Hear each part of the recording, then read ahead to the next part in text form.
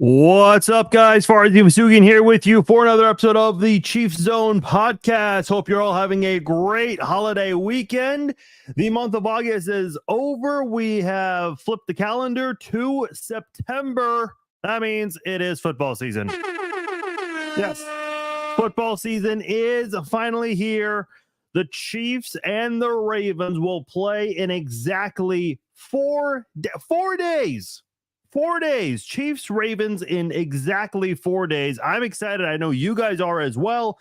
It's just felt like a long wait. It's been a crazy offseason, and now we're just ready to get the games underway. And what a way to start the season. AFC Championship game rematch. I know Andy Reid, Patrick Mahomes, Justin Reid all did press conferences today. Normally something they don't do on a Sunday because they're usually playing on Sundays. Well, I guess technically they do press conferences on Sundays after games, but not a week prep type of press conference. Not that kind of press conference. So it was a little weird to see them on a Sunday on a holiday weekend doing this kind of thing, but that's how the season's starting off. So we'll touch on that. Obviously, there have been some roster updates since we've last done a podcast worth going over because Samaje Perine, the running back formerly with the Washington Commanders, the Bengals, the Broncos, the Dolphins, he has now made his way over to Kansas City, and he's actually the perfect replacement for Jerick McKinnon. And a lot of people feel like he's going to do a lot of things that Jerick McKinnon was able to do during his time in Kansas City. So that is definitely worth talking about, getting into as well. And a look at some of the notable players on Kansas City's practice squad. We'll touch on that. Look at the 2024 NFL outlook. And also the NFL has applied a new rule, a policy, if you will, in-game coach interviews. This is a very common practice in the NBA, and I know college basketball has tried to do more of this. Now we're starting to see it in the NFL, or we're going to start seeing it in the NFL, where coaches are going to be giving interviews during games. That is going to be very interesting, and I'll tell you why. This is going to backfire real fast. Hope you guys are having a great holiday weekend. Gonna keep this one short, not too long. Wanted to chime in and touch on some of the recent news with the Chiefs because Tuesday's podcast, that is going to be our pregame podcast, and that's going to be short as well because we won't have a lot to get into. Again, because the holiday weekend, just felt like it would be easier to break these up rather than do one big podcast on a Tuesday night, giving you guys 48 hours to listen to the podcast. Some people might not be able to listen to all of it. Listen, I know you guys listen to other podcasts, whether it's Chiefs podcasts or just non-sports podcasts, just podcasts in general. So I always like to give a little bit of time that way people can listen to the entirety of the podcast when given an opportunity. So we're going to try to keep today's episode fairly short. And then Tuesday's episode, that'll, of course, be the big breakdown between the Chiefs and the Ravens. We usually don't do these 48 hours before, but it just works out this week with the way the season is starting out. So we'll do that. And until then, we'll discuss some of the Chiefs news here. So let's get right into it. Samaje Perine, who the Chiefs added, and a lot of people are calling this the perfect Jerick McKinnon replacement, and I 100% agree with that. Perine is 28, has played in 7 seasons for Washington, Cincinnati on 2 different occasions, Miami, and most recently with Denver. So this is going to be his 8th season coming up with the Kansas City Chiefs. First with the Kansas City Chiefs, 8th overall in the NFL, just to be clear there. So last season was a really good season for Perine. His best as a pass catcher, he caught 47 passes for 432 yards last season. That is the most in his career. Let me just double check on that because I think on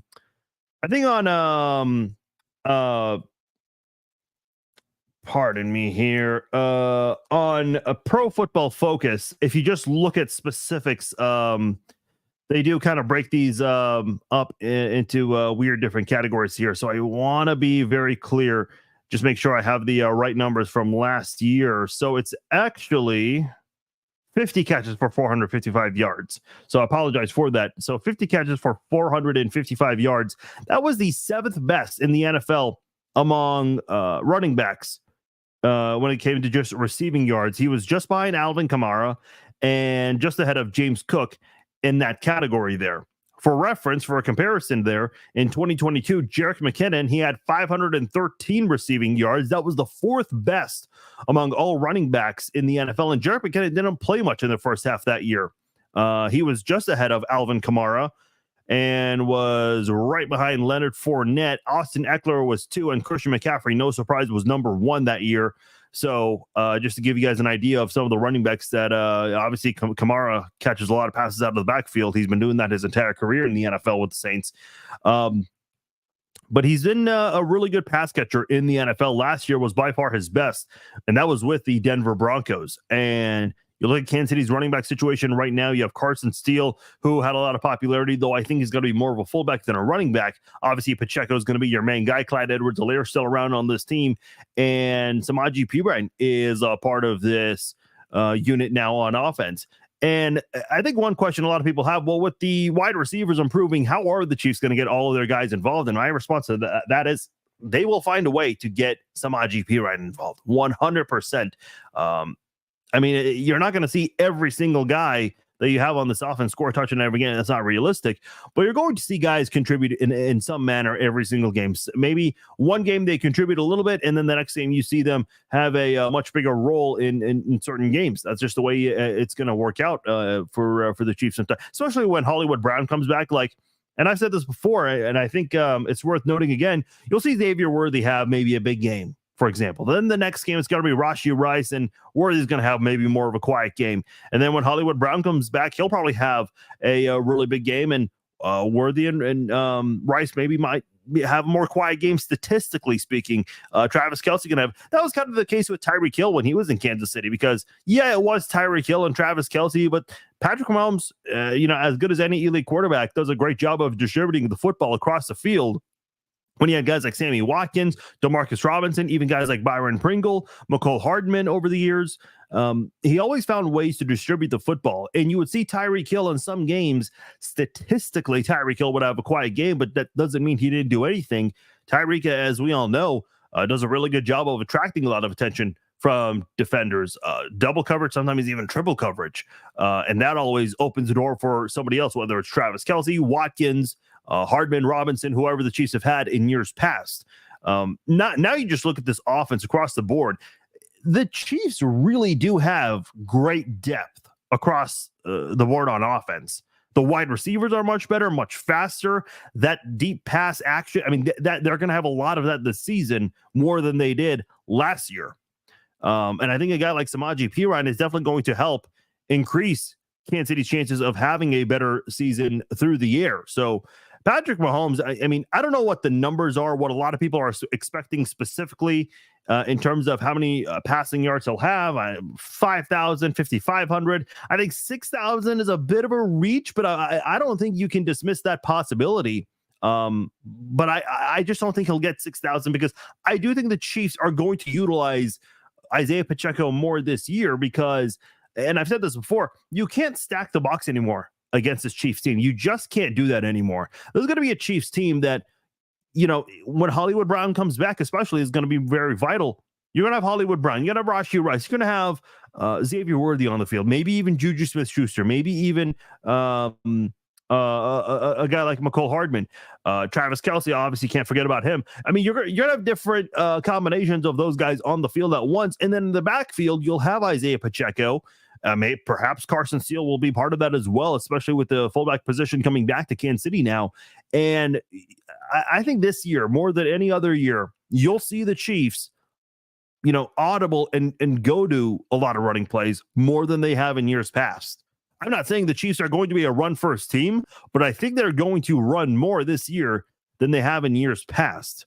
Yeah, that's not part of Andy Reid's MO, but you have to do it, because you know what Pacheco is capable of. You know what this offensive line is capable of when it comes to the run blocking scheme. This is going to be a really good rushing football team this year. I don't know if they're going to be top 5, top 10, or what Pacheco, where will he'll rank, but it's going to be a much better football team, offensively speaking. And listen, last year, I think when you look at the offense, what's the number one thing talked about with the offense last year? The drops, obviously. But what if, and I don't like to play this game too much, but let's bear with me for just a minute here. What if the receivers weren't dropping passes? I mean, Patrick Mahomes' numbers certainly would have been much bigger. And let me pull that up while I'm talking here, because it's not like, guys like Rashee Rice, who had issues with fumbling and some drops as well. Kelsey had some drop issues as well. Obviously, Kadarius Toney, he was the poster child for the drops last year. Sky Moore had some as well.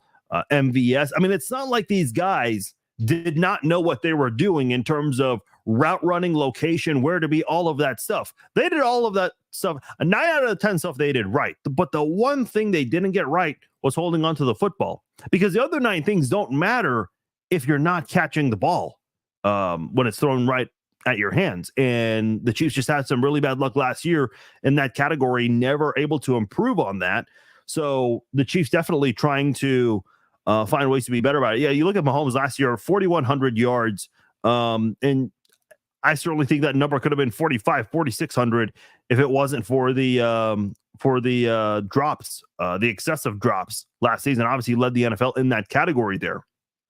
Where did Mahomes rank in the NFL in passing yards? Oddly enough, Mahomes did have a couple of MVP votes, not first place or second place votes, but he had some third place votes in the MVP voting last year. So Tua led the NFL in passing yards with 4,600. Mahomes was 6. So, considering, you had close to 4,200 yards, and ahead of you was Brock Purdy, Josh Allen, Dak Prescott, Jared Goff, and Tua. And again, Tua was at 4,624 yards. That's not bad, all things considered. And again, keep in mind, some of those would go off Kadarius Toney's hand for an interception. Happened a couple of times. So if that is resolved this year, if the drops are limited and not as excessive as it was last season, then you're going to have a much better product on the field, and you're not going to see a lot of these drops here. And again, look at a lot of these newcomers on offense that you're going to see contribute to the passing game. Xavier Worthy, Hollywood Brown when he comes back. I know a lot of people are excited about Jared Wiley. I'm really curious to see how much he's going to be used as a rookie, especially with Peyton Hendershot coming in. I still think, they'll get those guys involved, but just not as much. And of course, Samaje Perine, now part of this unit as well. So, and I think Clyde Edwards-Helaire did some good things last year in the passing as a pass catcher coming out of the backfield. So, I think there's going to be a much better season for Patrick Mahomes. I don't know what the over/under is on his passing yards, but if it's below 5,000, I would definitely put the over on that for sure.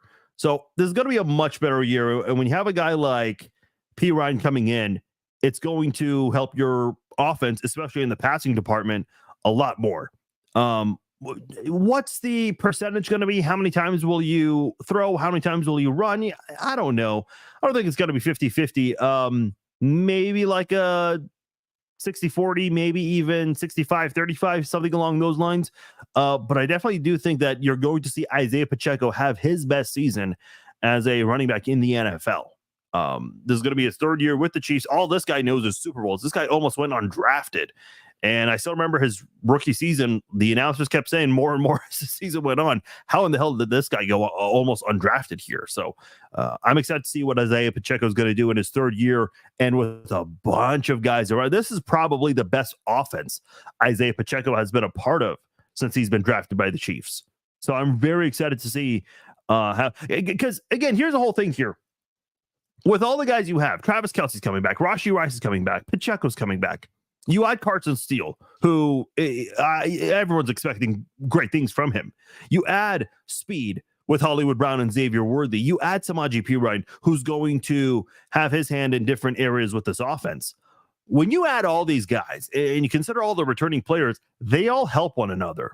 And again, not everyone can have 100 yards rushing or receiving, depending on their positions here. But a lot of these guys are going to get involved here and do a lot of big things. I know the past 2 years, when you look at the Chiefs and the receiving corp, I think Mahomes has made references that this is going to be a receiving corps by committee, which, you're able to get through. Obviously, the Chiefs have won the Super Bowl back-to-back years, but I think some of the issues on offense, and more so last year, that's not the ideal way to go about it. Then let me ask you guys, let me put it like this. If the Chiefs had the exact same offense last year with all the same issues this year, do you think the Chiefs can go 2 years in a row winning the Super Bowl with all of the offensive issues. I don't think so. I mean, listen, never doubt Patrick Mahomes, Travis Kelce, Andy Reid. Never doubt them. But if that were to happen for a second year in a row, it'd be very hard to pull that off. So that's why the Chiefs went and just completely revamped the entire offense, bringing in all of these guys here. So I'm very excited to see what this Chiefs offense is going to look like with all these new additions, and Samaje Perine, the latest new addition on offense. Hendershot, now a part of this team. Going to be interesting to see how much he gets involved with the pass blocking, maybe even the run blocking as well. So this is going to be a fun Chiefs offense to watch this year. And by the way, Andy Reid did talk today and hinted that Samaje Perine is expected to play for the Chiefs on Thursday. I almost said Sunday. There were some questions as to whether or not he would play. Andy Reid did say a few days ago he would need to see more of Perine, but now he's given the green light in his recent press conference today, Sunday afternoon, saying that this is a guy that he expects to play on Sunday. How much, we obviously don't know. Juju Smith-Schuster, also expected to play on Sunday or Thursday. Yeah, see, I just did that. But this offense is going to be a lot of fun to watch. And all those players I was mentioning did not mention Juju Smith-Schuster coming back, returning to the team, and obviously McCole Hardman ended up re-signing. So there's a lot of speed, a lot of anticipation for this offense, and I am very eager to see what they look like in week one. Even without Hollywood Brown, I still think you have what it takes to get the job done and win the first game. And hopefully Hollywood comes back for that Bengals game. Because, listen, I know there's a lot going on with Jamar Chase and the Bengals, but Jamar Chase is playing. And even if Jamar Chase is not playing that first game, and if for whatever reason they were forced to put Jake Browning over Joe Burrow, they're still beating the Patriots. That's their first game of the year. But week two, I mean, they'll have everybody. Jamar Chase, again, regardless of what's going on, he's not going to miss games. No way. If he does, I'd be shocked.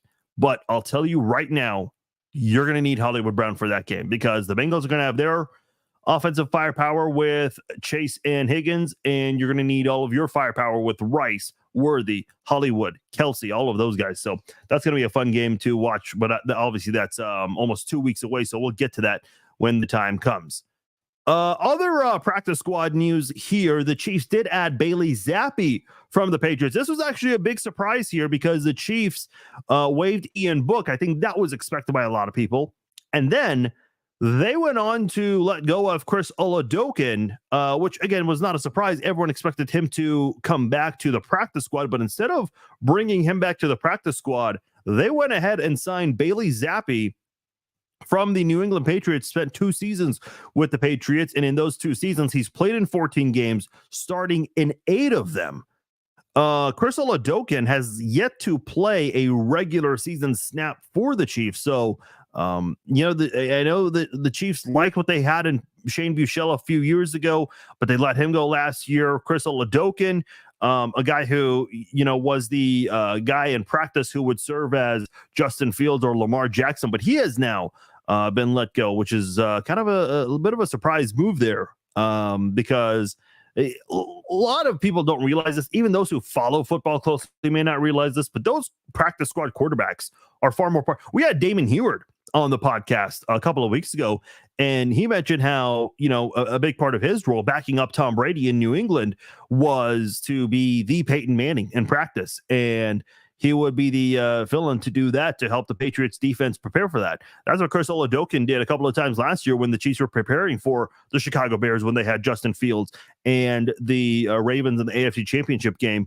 when preparing for Lamar Jackson, who's not an easy quarterback to defend at times. So to let that go and to have Bailey Zappi come in, very surprising move. I thought Chris Oladokun did enough. I know the last game did not look very good, but the Chiefs decided to go in a different direction, and they have Bailey Zappi as the number 3 quarterback, specifically on the practice squad for the Chiefs. Other practice squad players, Nico Remigio ended up coming back to the Chiefs. Baylor Cupp, the tight end, very tall tight end, coming back to Kansas City. This one was a surprise to me. I definitely whiffed on this one. I said that if Justin Ross does not make the 53-man roster, he will not clear waiver wires. I did not think there was even a chance at that. But never say never. He ends up coming back to Kansas City. So Justin Ross, who's still developing, is on your practice squad. Now, did other teams reach out? Because listen, we don't know exactly how the waiver wire works. Do teams just say, oh, that guy's available? Yeah, we're claiming him.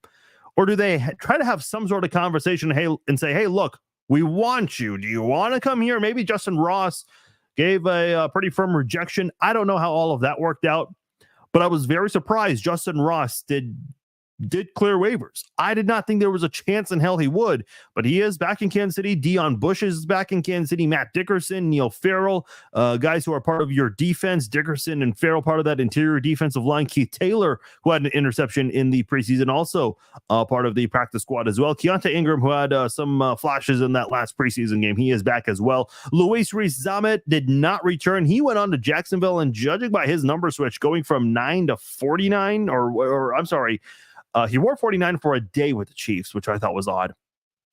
But he is wearing 84 for the Jaguars, which probably indicates he's going to be a wide receiver for the Jaguars. And they do play a couple of games in London. I believe they do that a couple of more recently. They've been doing it 2 weeks in a row. So that's an opportunity for him to play in front of or close to home. So, hey, it all worked out for him at the end of the day. I'm sure he would rather have that opportunity. So good on LRZ. It's unfortunate it didn't work out in Kansas City with all the hype and the athleticism he has, but might work out for him in Jacksonville. This one, look, I have a question for you guys. I don't know if you guys are surprised by this, because I can't decide if I am or if I'm not. Kadarius Toney is still a free agent. Again, this is the guy who picked up the Chiefs offense really quickly the season he got traded to KC, and also had the biggest punt return in Super Bowl history. And he's still available? Again, I don't know if I'm surprised or not by this. I think my biggest reaction when Kadarius Toney's available, I guess the off the field stuff with social media and giving so much attention to trolls and haters and all that stuff, I think that scares the shit out of some teams. And I can't say I blame any team for feeling that way. But I mean, he's kind of got no one to blame but himself here. Sam was asking, what do you think about the Ayuk and CeeDee Lamb contracts? Listen, I think Brandon Ayuk's a good player. I don't know if he was worthy of that top dollar. Because here's the thing: if you take away Deebo Samuel on that offense, I don't know if Ayuk can contribute the same way. If you take George Kittle away, can those wide receivers still contribute in a big manner? And look, I'm not shaming the 49ers players for that. That I mentioned with the Chiefs, with all of these additions you have in Kansas City now, Kelsey, Worthy, Hollywood, all these guys, Rice, Pacheco, P. Ryan. I mean, everyone's going to be helping one another. So there's nothing wrong with having all of that depth on your team. I just don't know if Ayuk, just as an overall number one player, if he deserved that. But, a lot of times in these battles, players win. Players almost always win. That's why, Ja'Marr Chase is going to get paid, which is very confusing why this is dragging out the way it did. And I didn't mention this earlier about the Ja'Marr Chase thing. It was just weird how Zach Taylor really had to swallow his pride. And if we just want to let's not even sugarcoat this. Zach Taylor just ate shit in front of the media, where he's just like, yeah, I spoke too soon. I had my foot in my mouth and I did not know what the F I was talking about. I mean, that is a really weird situation. And we all know what's going to happen. You're not letting Chase go. I know people keep talking about how the Bengals, historically speaking, just don't do this and are usually cheap. They haven't had a team this good before. What's their whole, what do they celebrate the most? Being 3-0 against Patrick Mahomes at one point. That didn't translate into any championships, but this is the best this team has been in quite some time. I don't want to say ever, because you don't just give those 2 great years to them as the best ever in franchise history. But to respond to that question, I mean, players just get paid. They're going to get paid. Chase, you're asking about Derrick Henry. Again, just a reminder here, and I know some of you guys probably have tuned in a little late here. We will do the Chiefs-Ravens breakdown Tuesday night. That'll be on the podcast Tuesday, 7 o'clock Central Time. So be on the lookout for that. So any Chiefs-Ravens questions specifically for this upcoming game, I do appreciate the questions. We're just going to save all of that for Tuesday's podcast because that'll be our game preview podcast. So just a little heads up there. John's asking, do you think Sky Moore gets traded? Let me ask you this. What would a team give up for Sky Moore? I imagine the Chiefs would love to. The Chiefs could not even get a trade partner for Kadarius Toney. I know Kadarius Toney's been a liability more than Sky Moore, but Kadarius Toney has also been a key player in some games more than Sky Moore. So if you're not getting any offers for Kadarius Toney, what offers are you getting for Sky Moore? I don't think he gets traded. I don't know what value other teams see in him. Have you discussed your opinion on Steele and Pacheco in the backfield? Yeah, a little bit. Not necessarily those two together, but we can get into that right now here, Herbert. Here's my thing with Steele and what he's going to do. Because this guy's, I've heard people say, oh, is he a running back? Is he a fullback? He's more of a running back. I think he's a fullback, but I don't think he's going to be the traditional fullback like an Anthony Sherman or a Tony Richardson who don't get a lot of touches with rushes and receptions. I do think if I'm going to compare him to a former Chief, I do think he's going to be very similar to an Kimball Anders type of fullback that the Chiefs once had. Don't quote me on this. If I recall correctly, I believe Anders led the Chiefs in rushing once, maybe twice. Again, it's been a long time and I don't have that in front of me, so forgive me if I have that incorrect. I know he led the team in rushing yards at least one time.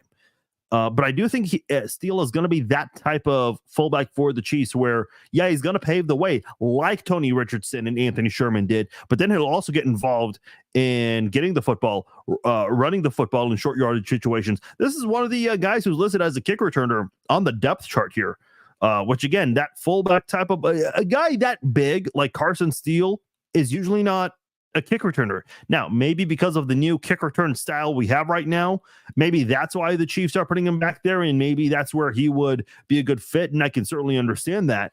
But as of right now, I mean, Pacheco and Steele as that duo in the backfield, and you have Clyde Edwards-Helaire and Samaje Perine part of this unit behind Mahomes, that's going to be a really good backfield.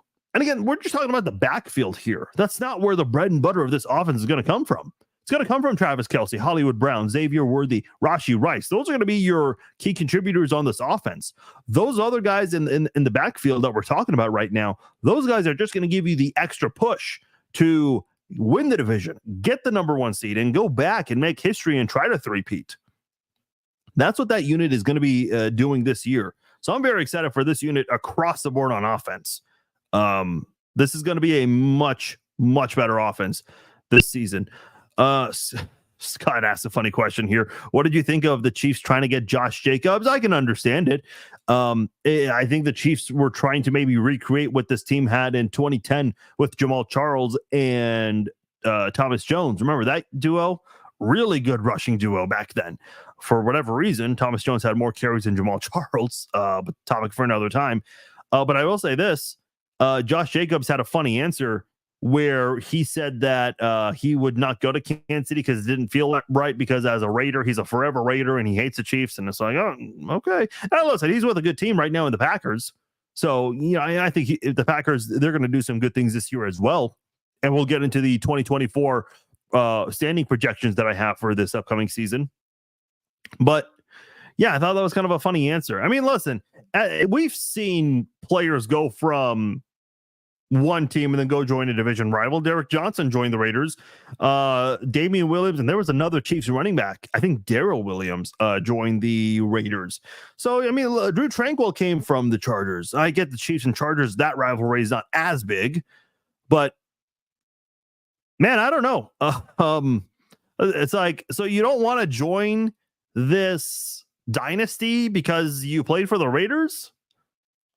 Okay, I mean, listen, John Gruden was at Chiefs practice wearing Chiefs gear for a few days. And I showed the comments on my page, and I love the people who accuse me of making up tweets, even though I put a link where you can find all of those tweets. There was one Raiders fan who said that John Gruden lost his once a Raider, always a Raider honor there because he wore Chiefs gear. It's like, hold on. I never once defended Gruden for the stuff he said and did. But weren't the Raiders forcing him to resign? That way they don't have to pay out the rest of his contract. I mean, what does Gruden owe the Raiders? Come on.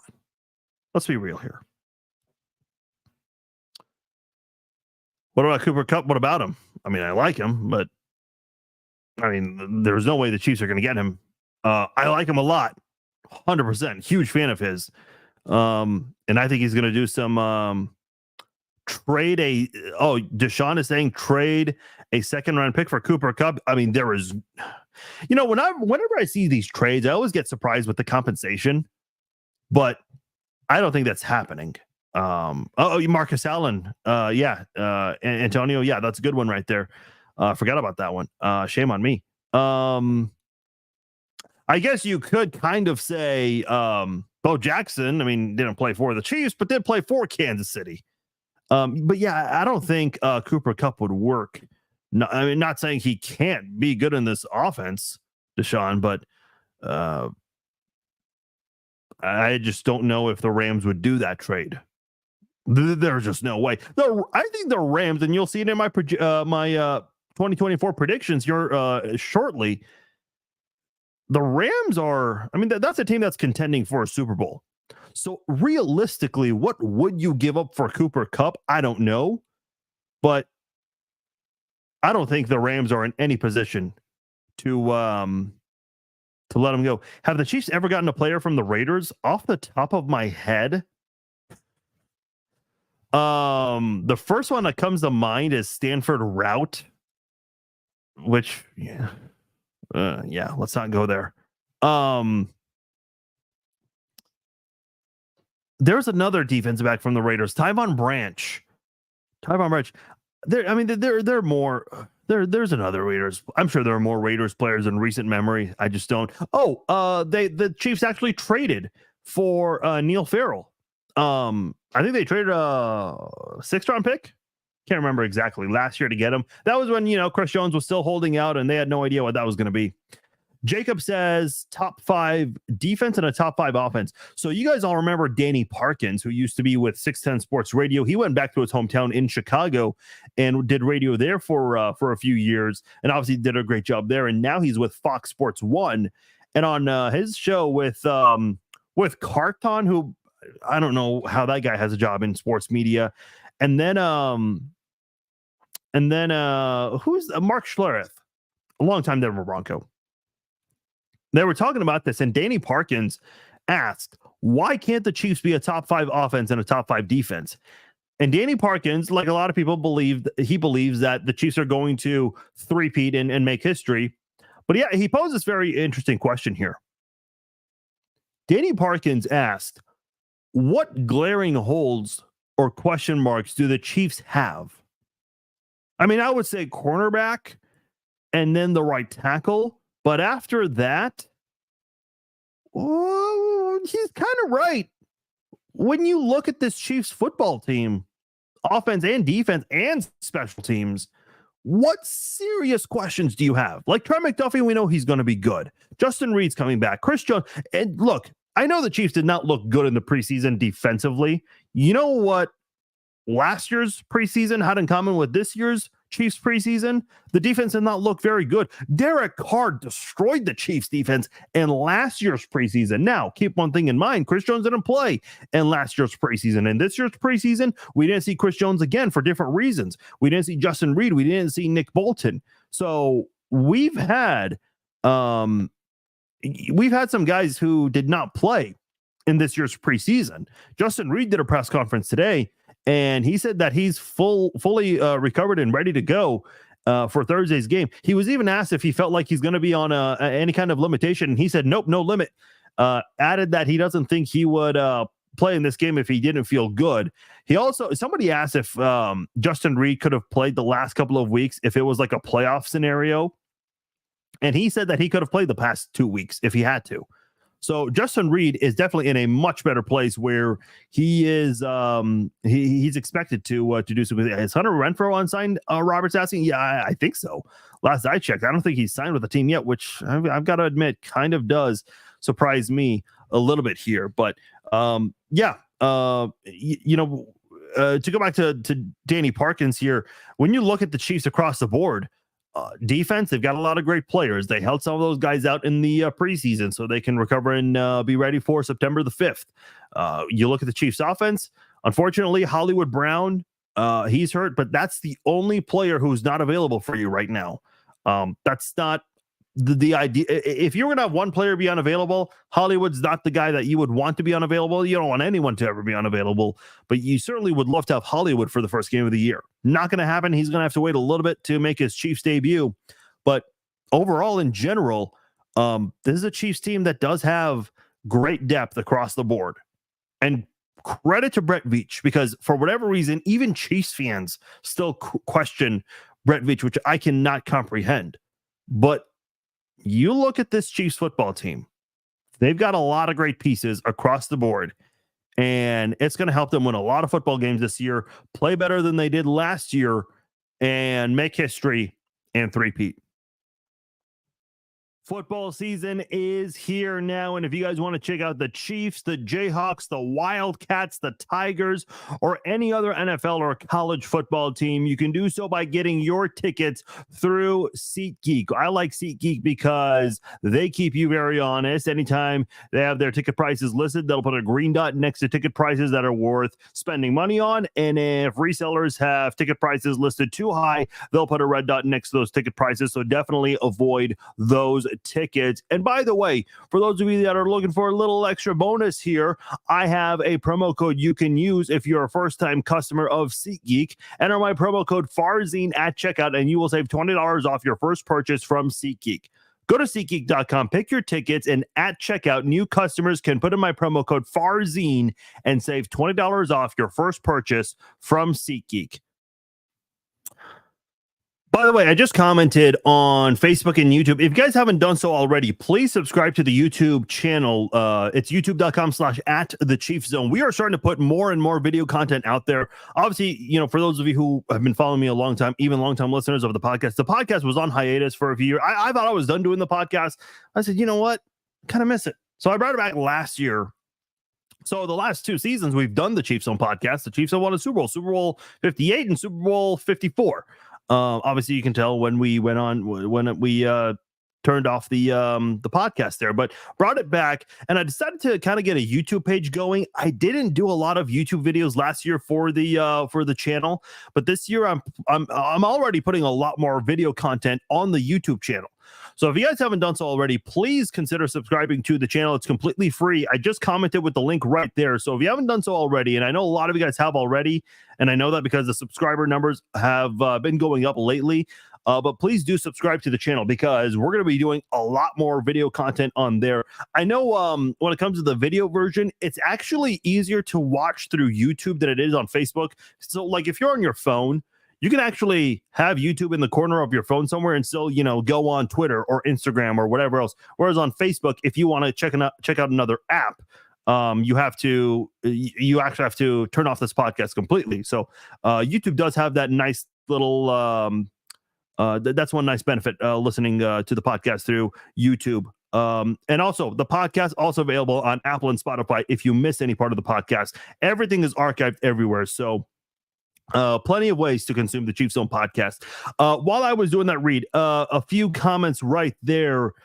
Just want to get those out of the way. Where was I? Andrew says, I know the depth chart says Jalen Watson as cornerback 2, but how do you think the cornerback position shakes out in terms of playing time aside McDuffie, who is clearly, this is a really good question from Andrew. I think when you look at the cornerbacks, and again, as he said very elaborately and well, McDuffie's the clear number one guy at the cornerback position. But as far as Jalen Watson, Josh Williams, again, guys who've had flashes in years past, they both stepped up in that AFC title game against the Bengals. Each of them getting an interception.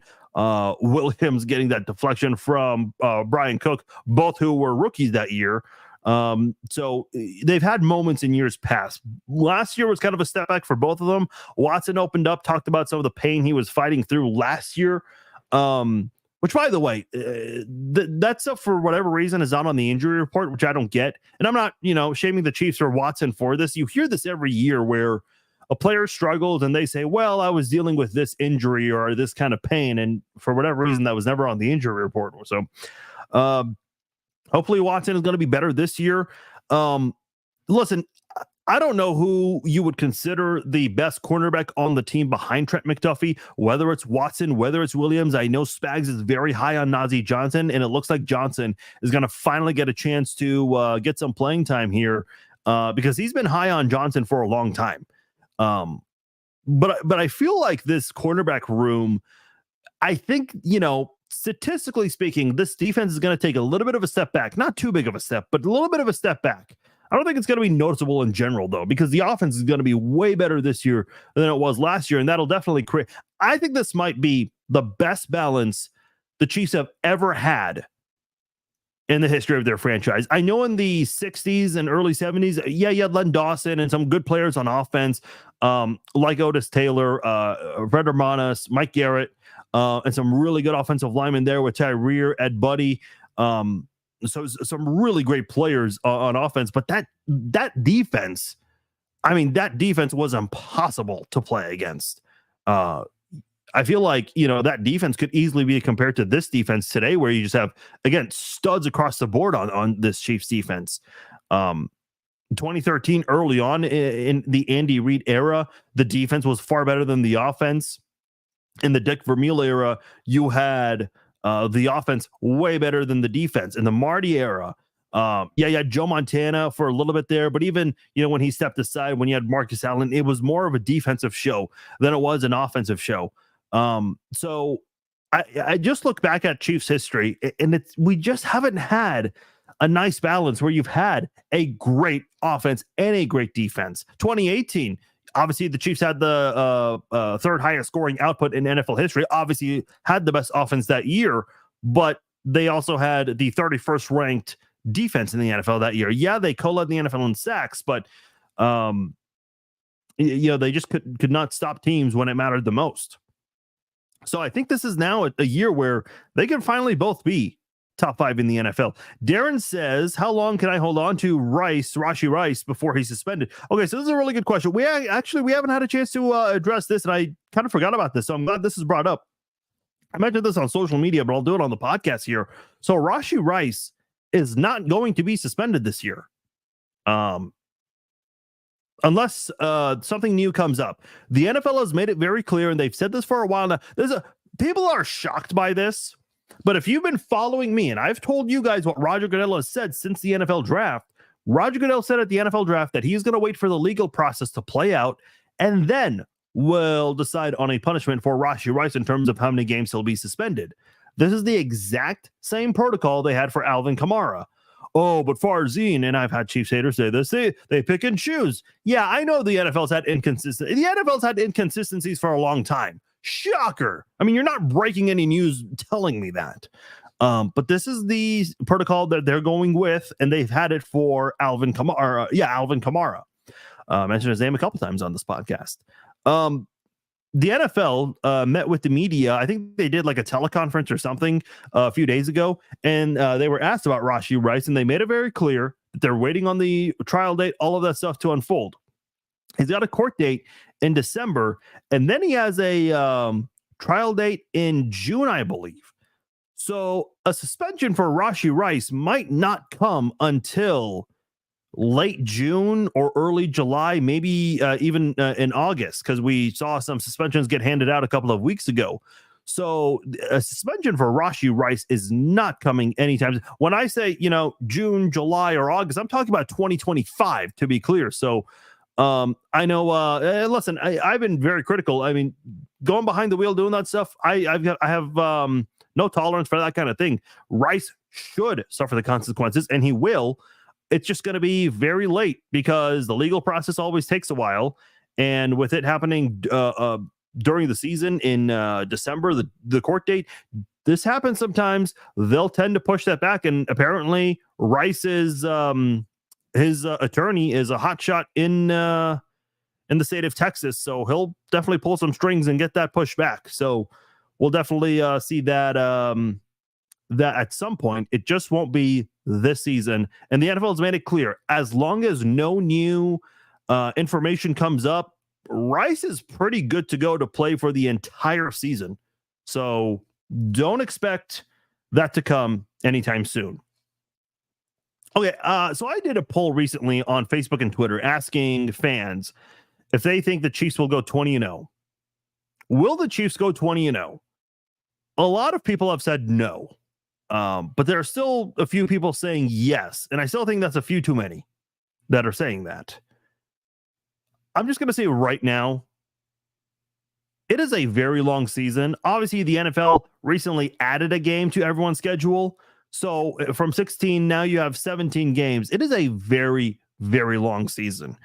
If you look at years past, the Chiefs have dropped games they shouldn't have dropped. Last year, they lost to the Raiders and the Broncos.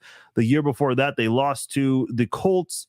So you're going to lose a couple of games that you shouldn't lose. It is a long season. 17 regular season games. I mean, that's a lot of games right there. So I don't think there's a chance the Chiefs will go undefeated. I know they came very close in 2020. They lost just one game, and that was to the Raiders. Again, a game they shouldn't have dropped.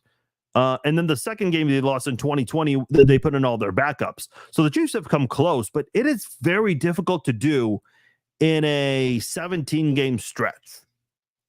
And I just think at the end of the day, 17 games is too much, and I think the Chiefs will lose a few games. They've got a very difficult schedule, so they're going to lose some games. I think they'll lose 3 games this season. So I don't think there's a chance they go 20-0, but they will three-peat. And at the end of the day, I don't think it matters too much whether you do it 20-0 or you do it with a record of 14-3 in the regular season. As long as the Chiefs get it done and hoist the Lombardi Trophy for a third year in a row, that's all that's going to matter. That's just how I feel about it. Yeah, Travis says 20-0 is virtually impossible. That's why a perfect season has only happened once in NFL history. Yeah, and that was back in 1972, Super Bowl 6, Super Bowl 7. I can't remember exactly which one. I say it like I was born back then when I wasn't. But yeah, it was, way back in the single-digit Super Bowl era. Travis is right. I mean, back then they were playing much fewer games. I think it was 13-0 for the 1972 Dolphins. What was their record? 14-0. The Dolphins went 14-0 in the regular season and won all 3 postseason games to finish 17. Okay, I wasn't even close. But still, I mean, that's fewer games. You look at so their overall season record, including the Super Bowl run, 17-0. And you think of 17 games, you have 17 regular season games now. Back then, they played 17 if you made it to the Super Bowl. So, yeah, I mean, it's just very difficult to do in this day and age. And I don't care how good you are. I mean, unless you have the entire all-pro team on your offense and defense, okay, maybe then you're going to go undefeated all the way. But obviously that's not realistic. So yeah, I don't think the Chiefs are going to be going 20-0 this year. Speaking of predictions and records and all of that, I think this is the perfect opportunity where we go to our 2024 predictions here. And I've already pissed off a lot of Seattle Seahawks fans. Travis says, or you're playing rookie mode in Madden. All right. There you have it. That is my 2024 projections for the regular season and the playoffs. It is very small on StreamYard, so let's zoom in on that a little bit, shall we? That's not what I wanted. Well, this is going well. Okay, let's do it like this. Let's just start with the AFC. There. I mean, that'll look a little better. Let me see how that looks on your guys' end. Okay. I mean, that looks a little nicer than the zoomed out version, but yeah, here are my predictions for the upcoming season here. I've got the Chiefs with the number 1 seed in the AFC. If you just look at the AFC West, I do have the Chargers going 9-8. I've got the Broncos 4-13, Raiders 3-14. Look, I think the Raiders do have some good players on offense. I'm just not sold on the quarterback, whether it's Gardner Minshew or Aiden O'Connell. I know it's going to be Minshew to start off, but they're going to make a change at some point, and they're drafting a quarterback next year, especially when you're going to be drafting as high as the Raiders will be. You're getting a quarterback. The Chargers, listen, I think the Chargers are going to do some good things this year. I don't think it's going to be enough to make it into the playoffs this year, but I think Harbaugh is going to get this team going in the right direction. I mean, nothing went well for the Chargers last year. Injuries played a big part of that. I mean, it's hard to get anything going when you have those kinds of injuries. They had a lot of turnover this year because of cap problems. So I think the Chargers are going to move in the right direction. I think the Broncos can be competitive in the future. Bo Nix just needs to get his feet wet this year. I mean, that's what this year is about for Denver. AFC South, I'm pretty high on the Houston Texans. I think they're going to have a really good season. I think CJ Stroud is going to make that big jump from his rookie year to his sophomore year in the NFL. The Jaguars, I think the Jaguars are actually going to start slow and eventually get going. I want to give more games to the Colts, but I just went through, and by the way, I went through every single game. So this is not me just giving numbers here and there. So even if you add them up, you'll get 272 and 272 as a record. So just be aware of that. But I just went through the Colts schedule. I just don't see them winning a lot of games. Same with the Titans. I mean, they're going through so much turnover there in Tennessee that I just don't think Tennessee's going to be competitive this year. The AFC North, I think it's going to be a very good division again this year. I don't think all 4 teams are going to be above 500.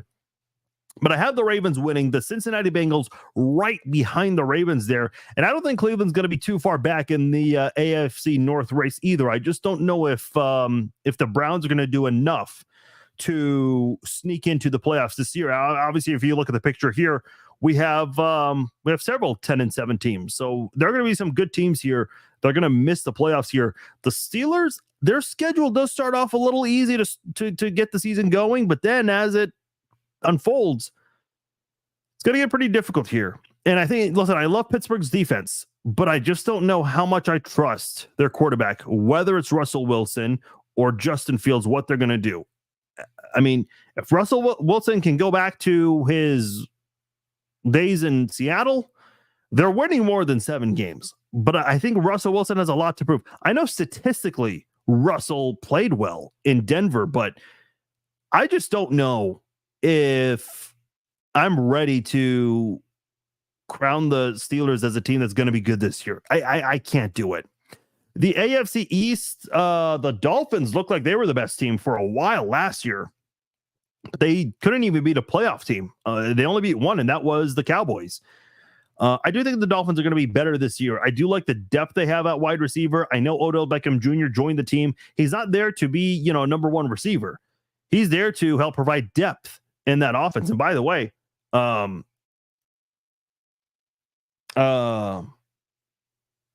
little update on Ricky Purcell, the player who was shot on his way to an autograph signing. But he's in stable condition, which is good. Seems like he's going to make a recovery. But that is the bullet missed a vital part of his organs. Good. Thank God. But man, people are crazy out there. You had this with Tank Dell, who had nothing to do with the incident. He was just, in the background somewhere. And then, the Chiefs parade. I mean, it's really unfortunate what's going on, man. But back to the NFL standings here that I have for the 2024 season. I think that the Dolphins are going to be a better team. I think they had a lot of learning last year.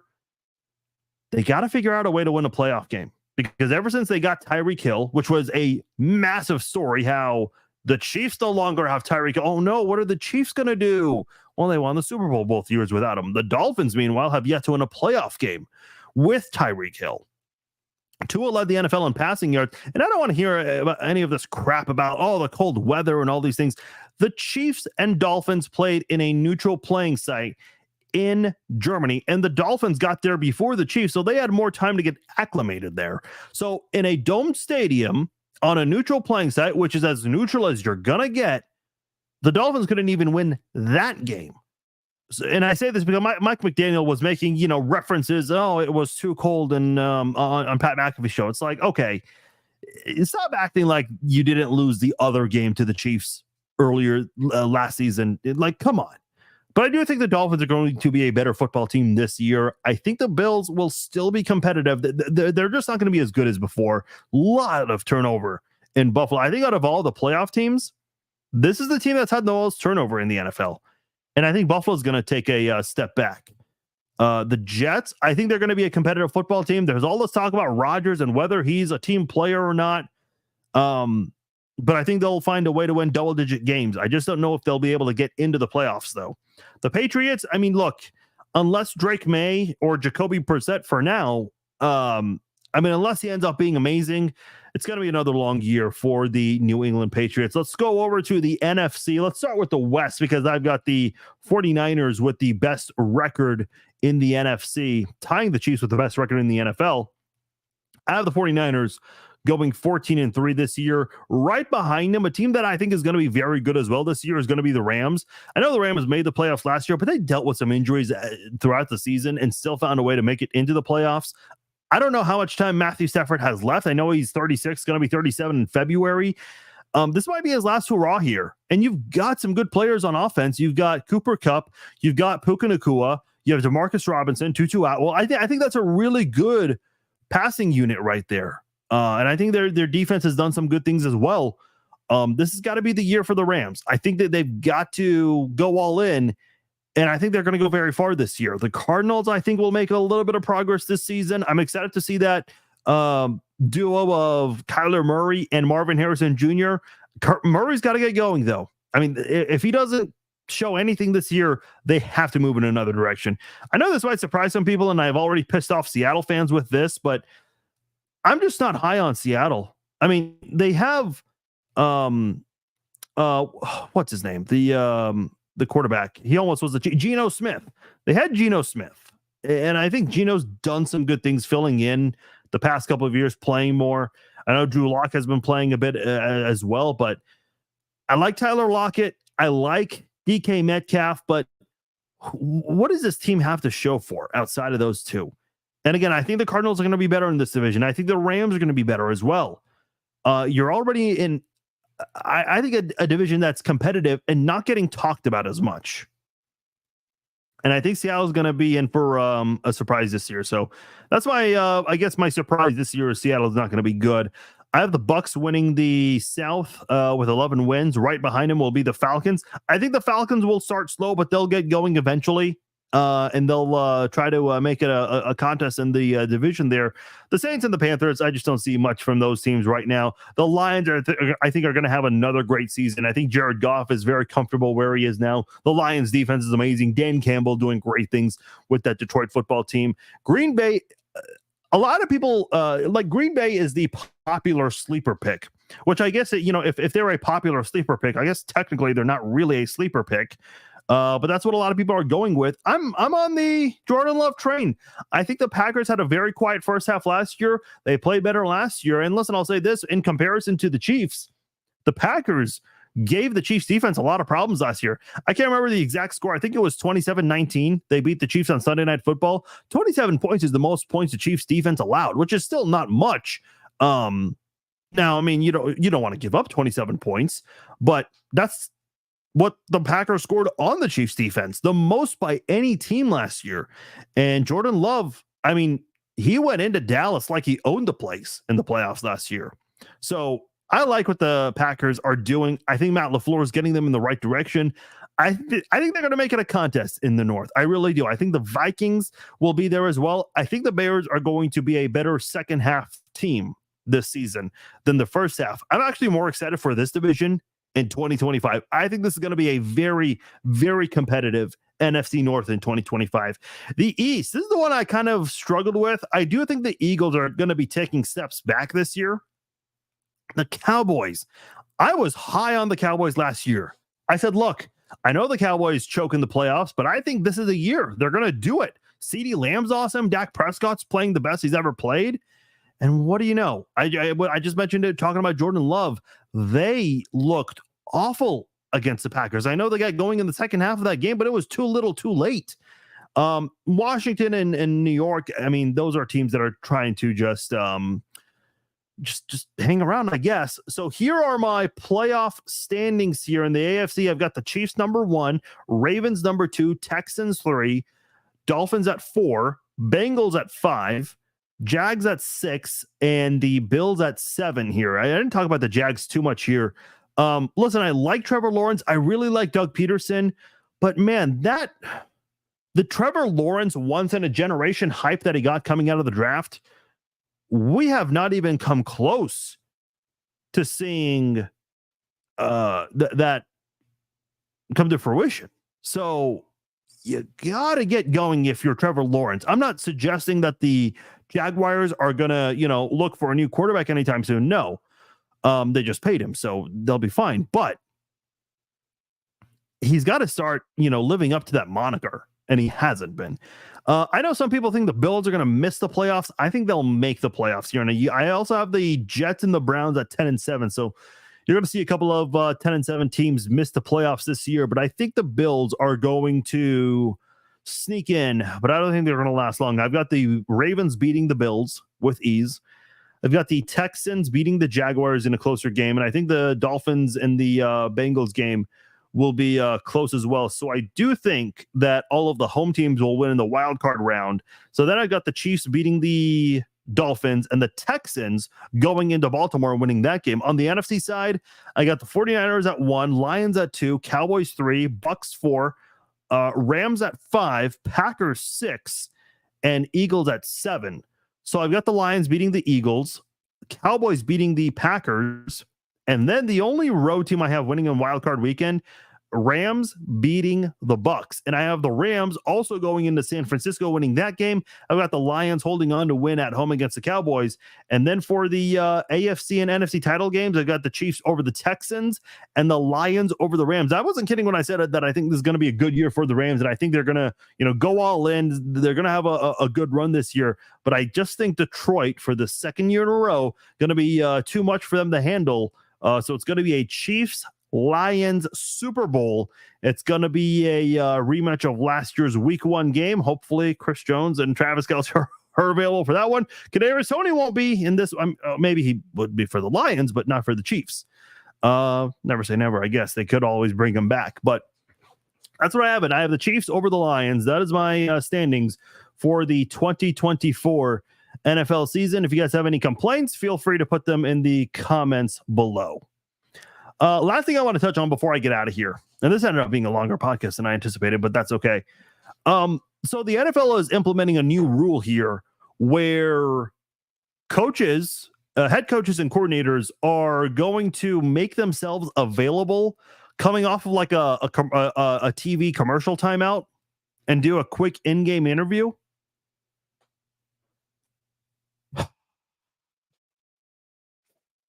Yeah. I'm just going to say it right now. And I know this is common practice in the NBA, and they've been doing it forever. But I do think there's a massive difference where in the NBA, they don't have headsets to communicate. In the NFL, they kind of do. I mean, even just taking off the headset for a minute to do an interview, I mean, you're missing out on some conversations that could be happening in the headset there. It's just, I mean, coaches are kind of spread out on the field and in the box. So that's why they communicate through a headset. I'm just going to say it now, and Andy Reid has already alluded to this in his press conference, that coaches are not going to give much. They're not. If a team is playing well, they're going to say, yeah, we got to just keep doing what we're doing. If they're struggling, yeah, we got to make some adjustments, and we're working on that. I mean, you're going to get the most vanilla, moot, uncommittal answers. You're not going to get much in these interviews. You're just not. You're really, really not. I mean, what is the NFL expecting? You're not going to get any important information during games. It just doesn't make sense. Antonio says like the XFL always did. Yeah, but that's the XFL. I mean, are XFL teams, like, no disrespect to the XFL or USFL, whatever it's called now. I mean, are USFL teams, are they like, they're not really looking at every form of media to see what's out there. Whereas in the NFL, if Andy Reid leaks certain information, the Lions will try to get that immediately and try to implement that.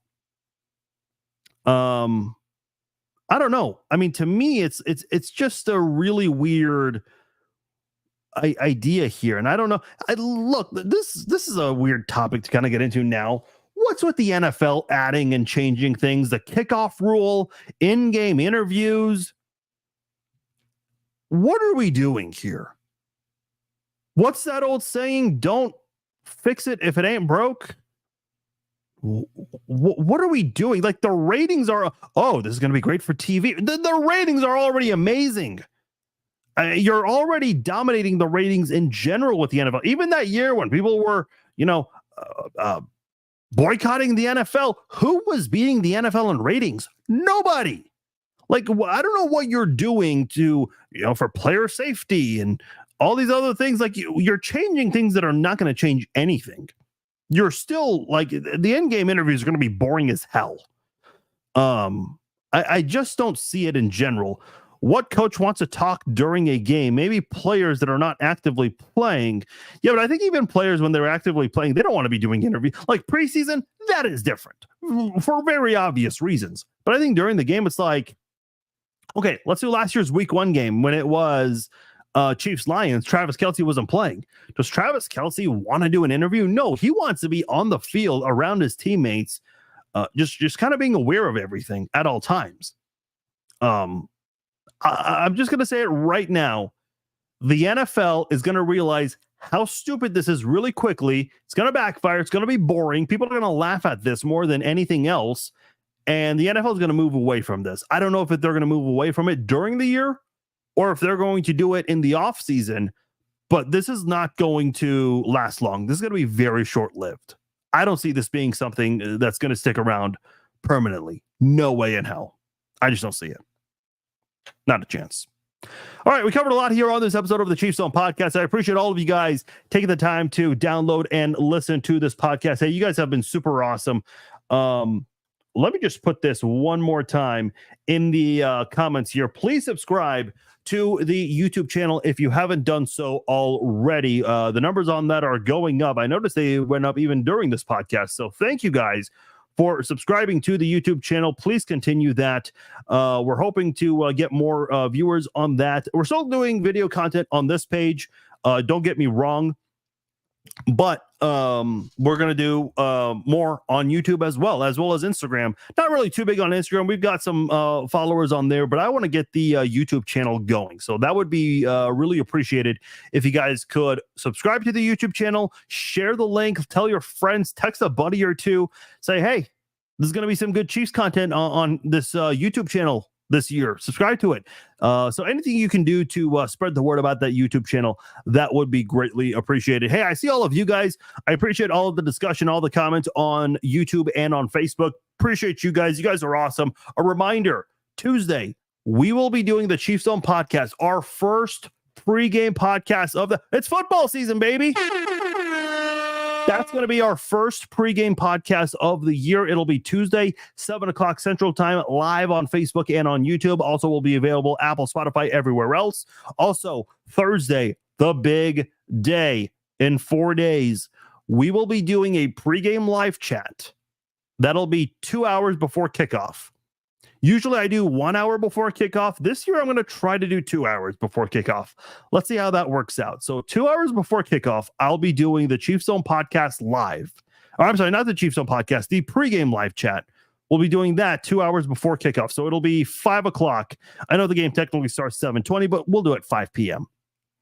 And then halftime live stream, we'll be doing that. And then after the game, we will be doing the Chiefs Zone Podcast live post game with your phone calls. I know you guys always call in for the post game live streams, so that will be made available. Forgot to make that available this podcast, but that's okay. We had a lot to cover anyway, and this podcast ended up being longer than I wanted it to be. So make sure you guys are tuned in. You guys are following, subscribe. You have the notifications turned on, all of that good stuff. That way you guys do not miss anything. Hey, appreciate you guys once again. My name is Farzi Vasugian. I will talk to you guys Tuesday. Have a great Labor Day. Take care.